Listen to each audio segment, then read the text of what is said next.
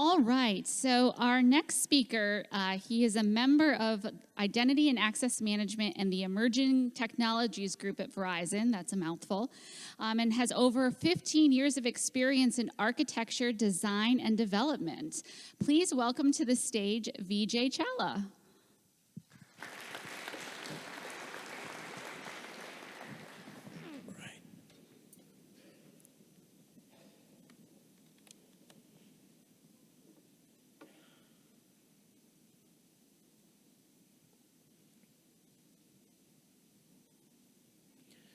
Good afternoon, everyone. My name is Vijay Challa. I work for Verizon. I've been with them for the past 14 years. In my current capacity, I'm part of Identity and Access Management Group. And my primary focus currently is on transforming our authentication platform to a more modern one and make it a full-fledged identity and access management platform. So today I'm going to talk about single sign-on on cloud. So how many of you would have interacted with your SSO team as part of your work? See, I think almost most of you would have at some point in time during your application lifecycle, either you come across SSO or you will be working with an SSO team. So it becomes a very fundamental and basic functionality as part of your application lifecycle. So, and in the current age where we continuously strive for uber personalization, like we want our customers to carry on their experience when they move from channel to channel, like when they move from their web channel to the mobile channel to the chat, or they go to the IVR, we want to know who they are. But at the same time, we want to know their information securely, and also we want to assure them that we know who you are and we are providing the services to you, but we are going to do it in a much, much secure way. So in our continuous effort to do that, last decade has seen, if I can say, proliferation or explosion in the availability of the various frameworks, various technologies, and platforms that are available very freely as part of the open source availability and what may not, and coming to the cloud availability. So it becomes very lucrative for any organization to go and start embracing these new technologies as fast as they can and deliver the beautiful services to their customers to make them happy, and also to enable your customers to enjoy these new and latest technologies. So as part of this journey, we wanted to transform ourselves when we are getting into this phase of transforming ourselves in embracing the cloud and all the new technologies to deliver better services to our customers. So we identify the certain key factors that we need to change, or we need to make them as part of our development or organizational strategy so that we can make use of these advantages and provide better services to our customers. So today I'm going to talk about the key factors which we have observed and which we embraced and which we identified as the corner areas that we should pursue or embrace. And then I'll talk about, once we started going in that route of trying to implement these key areas into our pipeline, what are the different forces that we saw in play, whether that be positive or negative. And then I want to talk about what was the reason for these forces in acting the way they were acting, which were either stopping us from moving ahead in that faster pace that we want to go. And then I want to talk a little bit about how we changed our approach and how it helped us in making that paradigm shift or a directional shift that enabled us to move much faster into this new arena of the technologies. And also after that, after implementing this approach change, we noticed positive effects in the areas where we never thought that we will be able to enjoy these benefits. I would like to talk a little bit about that and explain you what we enjoyed. So when we started this journey, we talked to hundreds of our application teams and tried to understand what they want to see with this transformational effort that we want to bring into the authentication scenario. So we talk to them, they give us their grievances about the current approach we have, how they are not able to scale, how they want, how we are limiting them in adopting the new technologies because we don't have the policy agents or whatever to support the new technology they want to bring in place. So we identified that decoupling your authentication layer is one of the very, very fundamental things that you want to achieve if you want to scale at will and if you want to introduce new functionality at a faster pace into your applications. So decoupling the authentication layer forms one of the fundamental and very important factor for you to consider when you are trying to modernize your authentication system. Next, diversify. So as I said, in the past decade, we saw the explosion of the new technologies. So you want to bring in as many new technologies into the fold, I mean, of course, which you find it useful in the scenarios for the digital services that you are facilitating. So the more the diversity that you allow into your ecosystem of your application, whether it be platforms, infrastructure, programming languages, or the web servers, whatever it might be, the more diversity you bring into the system, the more innovative and technically skilled your teams are going to be, and the more effective and good services you will be able to provide your customers.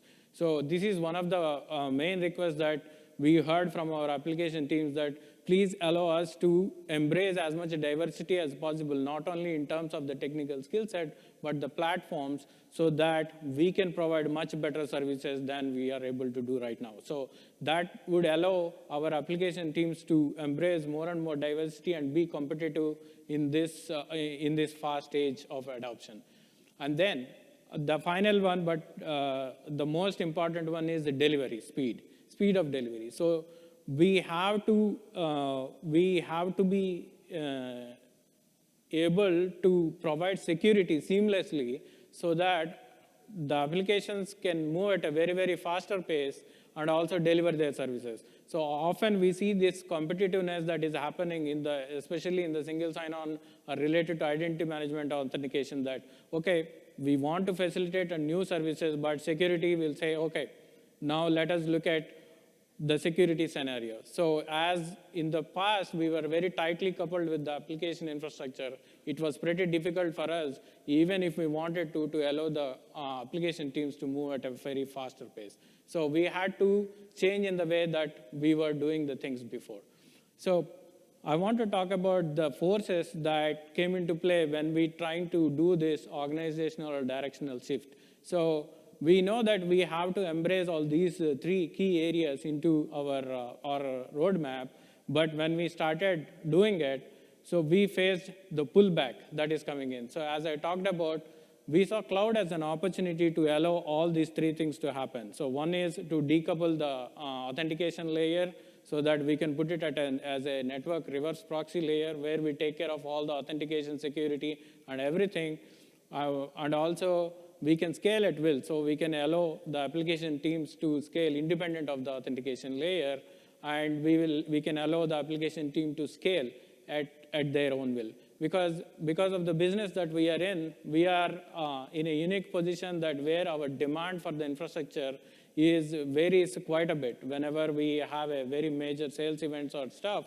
we indeed need a very huge infrastructure in place to support the traffic, but the moment that is done, we have to go and scale back, which was a very, very limiting factor before we adopted the cloud, and which was the primary driver for us to go and adopt the cloud and DevOps into our ecosystem. But as we wanted to adopt the cloud for all these reasons, the main factors that were holding us back, as I talked about, was the tight coupling. That means we were very, very close to the application infrastructure and the technologies the applications were developed to provide the single sign-on and the authentication functionality. So without taking into those things into consideration, we are not able to achieve any updation, any scaling, because we are so much dependent upon the application infrastructure. So even if we want to update to the latest version of the software, we have to take into consideration whether it is supported by the platform that is in. And as I said, we embraced more and more diversity. There were so many platforms that were available from the legacy era to the most modern ones that we were supporting, that it was getting almost impossible to us to go and even do the security patching or remediate the issues, implementation of the federation, anything you wanted to do, it was becoming more and more harder as we started to embrace this diversity. And also at the same point of time, another problem is the coexistence. So on one side, there is a time that you will face that you will have this latest and greatest technologies that you're offering services with on the cloud. At the same time, you will also have on your prem the legacy infrastructure, and the treatment has to be seamless because you don't want the customer to know that you have all this diversity and you have the legacy components, so you will be treated differently when you move between the application services on the cloud and application services on your on-prem infrastructure. So that was quite a bit of challenge to achieve that seamlessness with the current approach of how we were doing things with the authentication and single sign-on. So to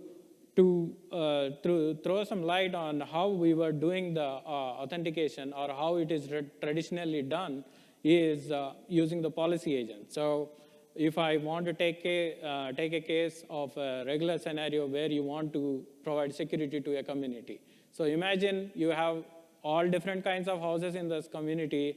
Everybody speaks a different language, but you still want to provide security to that community to allow the somebody else to visit that community or the neighborhood. So what you will do, the traditional and the most obvious approach is that you put a security agent in front of each house, and then you tell them to verify the credentials of the guys coming into the house. That sounds pretty good. But you have to understand that whoever the security agent, because of his proximity to the house, he needs to speak the same language as the family inside the house. So whenever you want to upgrade his skills of the security agent, you have to make sure that you are training him in the same language as the family who is residing in the house. So in a nutshell, one agent per server, per platform, per version. So if you translate it into the layman terms, is like per house, per the language, per the community that you want to secure, you need to find a right agent to go and sit. And after that, if you want to upgrade his skill set to make him a better security agent, it's very tough. You need to go through a whole new training program for him to induce that new skill set to provide better security. And then the second component is the butterfly effect. Like now let's say you want to change a policy agent because of a security patch on one of the applications. And then it will introduce a butterfly effect that now you have to contact the application infrastructure team and then their business team, let them know about the impact, schedule the downtime for all the application servers, and then coordinate with the QA team, and this whole chain of events that you will escalate, and then it will become a very costly affair. And also not only that, it will become a logistical nightmare before you know it when you want to bring about any changes, any small changes into the security scenario because of this approach. And more on top of it is that because of this inflexibility in the way of the approach that was being done, so the modern application technologies that were being introduced, they were expecting all the new functionality to be available out of your platform. But unfortunately, whatever the solution that we put in almost 8 or 10 years back lacks all this kind of new functionality. So what is your approach? You can't upgrade your legacy system that easily, but your application teams are asking for the new functionality that is expected right now in the technical world. You can't say no to them. So the only solution is you start wrapping up your platform with small patch job custom solutions to provide this feature set as it is available in the newer platforms. So you end up in developing so many custom solutions around your authentication scenario. And then the spillover responsibilities. So now, because of this inflexibility, as the responsibility will shift to application teams, that whenever you say that, no, our platform doesn't support this, application teams start to develop their own solutions, and the responsibility will shift to the application teams. So the security responsibility is no longer centralized or in a place where you can control or have an oversight. So it spills onto the application teams. So you have to look at the whole ecosystem to find the security scenario for your organization. And then always trailing on security patching. So this I already talked about. So because of these limitations that you have in your legacy authentication software, you are always trailing on the security patching. So if you get a latest update to any of the policy agent, you have to go through a lot of process before you can make sure that you upgraded your ecosystem, because you have thousands of servers, especially in the bigger organization as ours.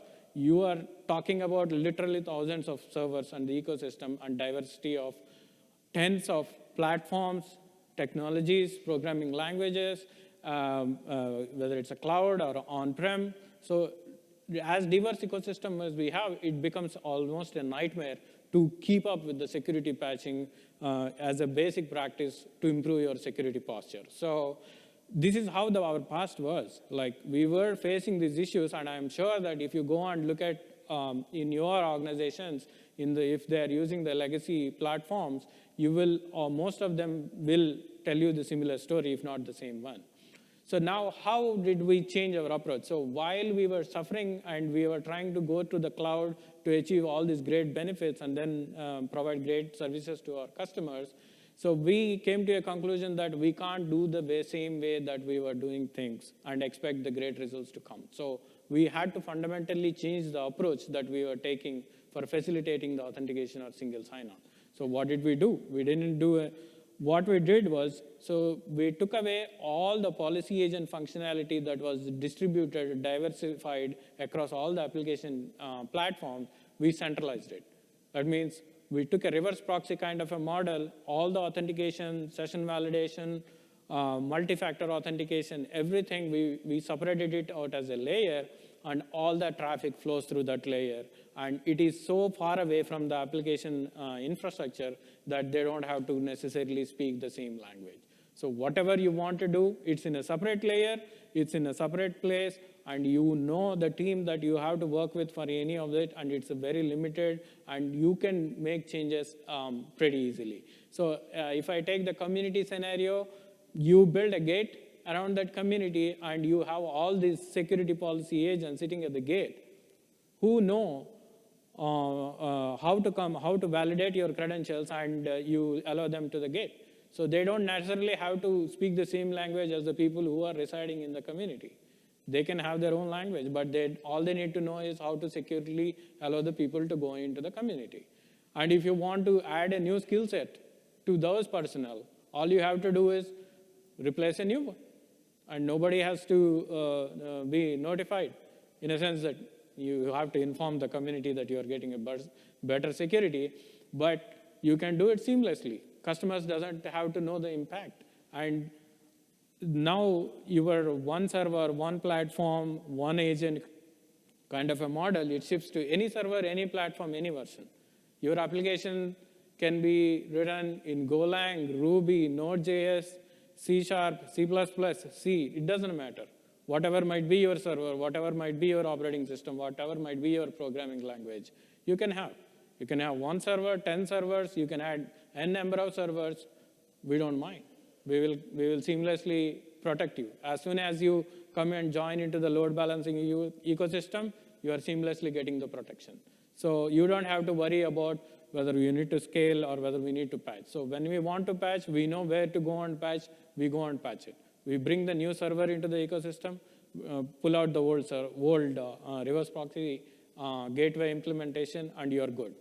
So on-demand and seamless, transparent scalability is the big advantage that you will get, is that you can scale at will without having to impact the security scenario, and you can know for sure that you're going to get the security along with whatever your existing services are.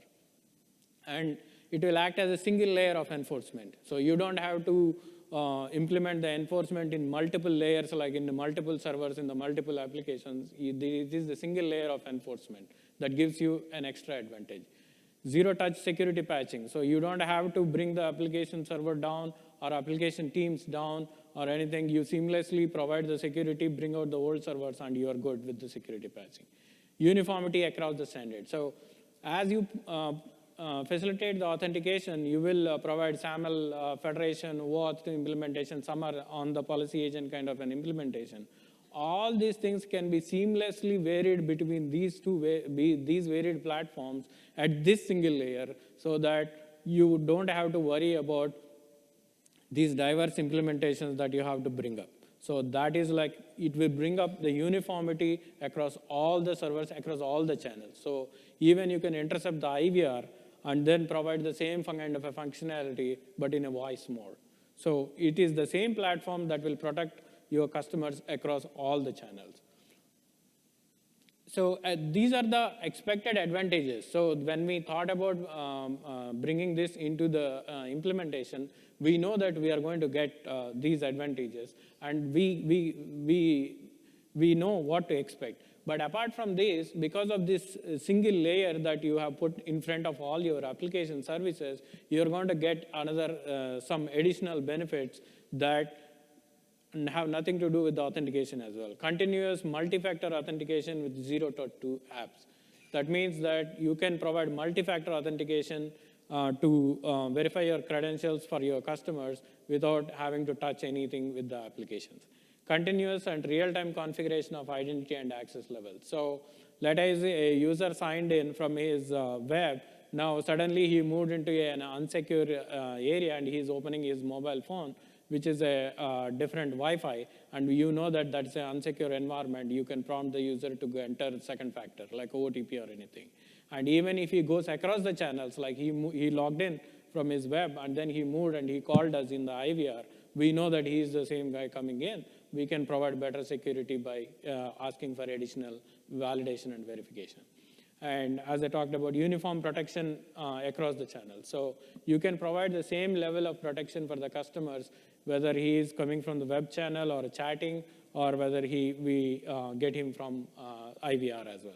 Fraud prevention with cross-channel insights. So once you have these insights coming in that, okay, this customer called me in the morning, and he chatted with me in the afternoon, and now I'm getting a sign-in from him on the mobile phone from an IP which is not in United States, I know that this is something a fishy scenario. So I have to go and I can implement a cross-channel kind of a fraud prevention effort using these insights that is coming in through this platform. So having said that, now you will, even though you see that, okay, these are all the advantages that you are going to get and stuff, but still you will be hesitating whether it's going to be providing any advantages of moving to the new modern platform, or whether you want to stay with the legacy platform. I don't want to take this approach and everything. But you have, for us, whenever we want to transform any things, for me personally, ask a couple of questions. Whether the new system I'm going to put in is going to remove avoidable suffering. That means you don't have to wake up in the nights just because you have a legacy system, or you have to put in more effort just because you have a legacy system. And unfulfilled potential. That means your application teams has a great potential. They are willing to adopt the new technologies. They are willing to go and do the hard work in providing the better services. But do you want to go and limit them just because of the legacy platform that you have? So even if not for anything else, if these factors, you know that if they are happening in your organization or in your team, I would say go and modernize your authentication and identity access management platform and take a different approach than what you have been taking on so far. So if you have any questions, please feel free to ask. If not, I'll be available outside, as well as you can get my contact at our Verizon desk, and I will be glad to provide more details regarding the implementation if you have any questions.